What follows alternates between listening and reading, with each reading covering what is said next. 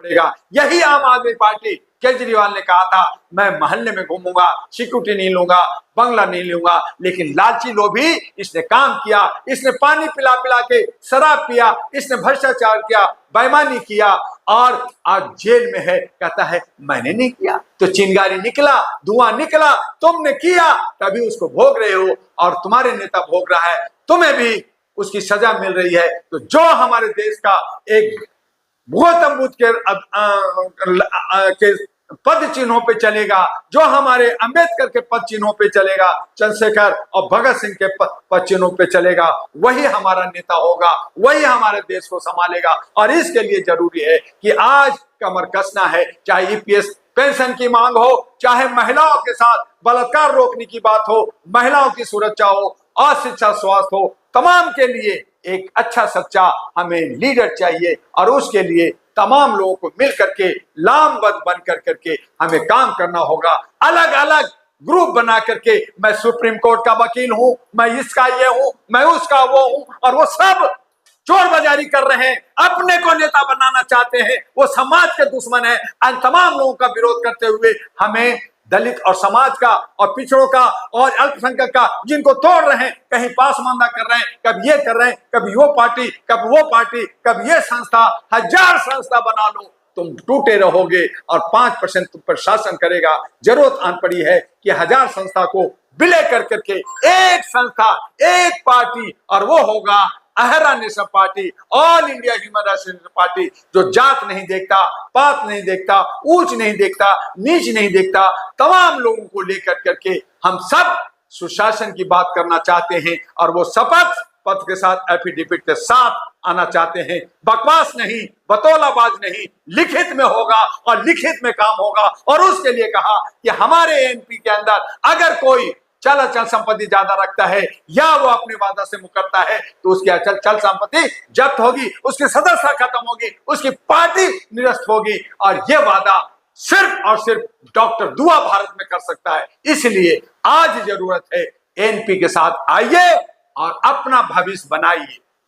Doctor दुआ, महाराष्ट्र में चुनाव होना है, वहीं पेंशनर जो है पिछले 5 सालों से प्रदर्शन कर रहे हैं, तो आप भी वहां अहिरा पार्टी चुनाव लड़ीगे, तो क्या डॉक्टर दुआ ईपीएस पेंशनरों से वहां जाके मुलाकात कर सकेंगे?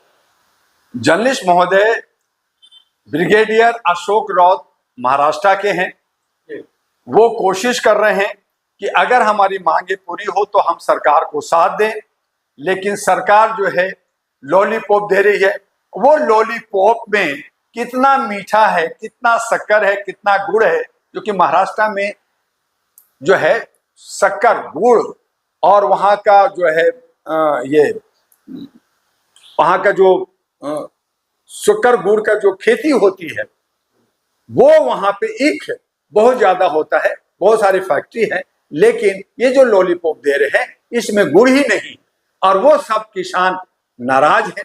वहां पे विरोध हो रहा, बहुत सारे टीम है, सहकारिता किसान के नेता अलग हैं, आपका ईपीएस के नेता अलग हैं, बीजेपी के अलग हैं, एनसीपी के अलग हैं, शिवसेना के अलग हैं, बजरंग दल, तो बहुत सारे संगठन जो बटे हुए हैं वहां भी। लेकिन सब महाराष्ट्रीय लोग जो है परेशान है कि मैं जाऊं तो जाऊं कहां, क्योंकि वहां भी कोई अच्छा नेता नहीं मिल रहा। मनोज जरांगे लगातार मराठा आरक्षण की बात कर रहा है, लेकिन उसे भी घेर रखा है नेताओं ने। और हमारे जो नौजवान हैं, जिनको आगे आना चाहिए, जिनको एक बदलाव लाना चाहिए महाराष्ट्र का, वो लोग भी पार्टी खेल रहे हैं, वो लोग भी पार्टी के पीछे भाग रहे हैं। ये बड़ा पार्टी है, वहां मुझे टिकट मिलेगा, मैं जीत जाऊंगा, क्योंकि सबकी नियत जो है भ्रष्टाचार की तरफ है। सबका नियत है देश और राज्य को लूटने का, वो जो है सेवा नहीं करना चाहते। ऐसी सूरत में चंद लोग अकेला रह जाते हैं और सारे चोर उचक्के जमा होकर के वो डाकू का गैंग बन जाता है।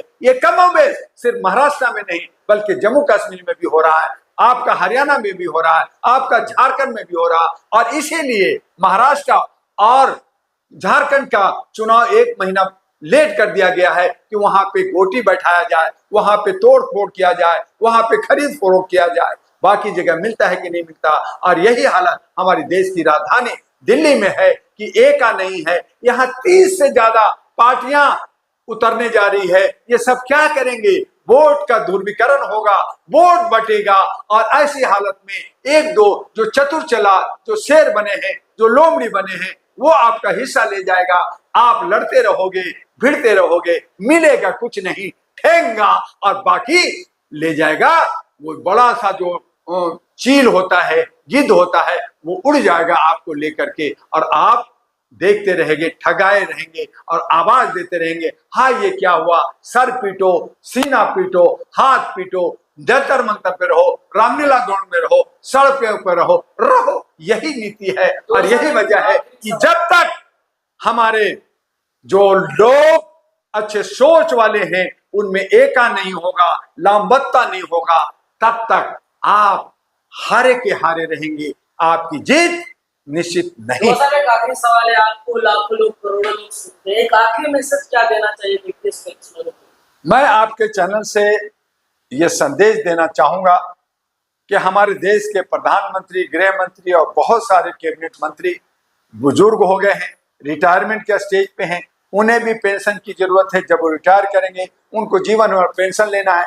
ऐसे ही न्यायपालिका, ऐसे सभी जगह है जो बुजुर्ग बहुत सारे हो गए हैं और जो बुजुर्गों का, उनकी कमाई का, उनको जो सैलरी मिलता है, उन्हीं का एक हिस्सा पेंशन के लिए जमा होता है कि जब रिटायरमेंट होगी तो उनको पेंशन मिलेगा। तो पेंशन अपने पैसे की मांग कर रहे हैं, उनकी पैसा को रोके नहीं, उनके पैसे सबको दें, उनका हक अधिकार बनता है, उनका अपना हिस्सा है। तो इसलिए मोदी जी बहुत ही अच्छे हैं। मोदी जी एक बुजुर्ग हैं, 75 साल के हो गए हैं। वो सभी का मान सम्मान रखते हुए अगर पेंशन का पैसा रिलीज करते हैं तो मैं समझता हूं कि बुजुर्गों का आशीर्वाद और मोदी जी का जय हो अवश्य होगा।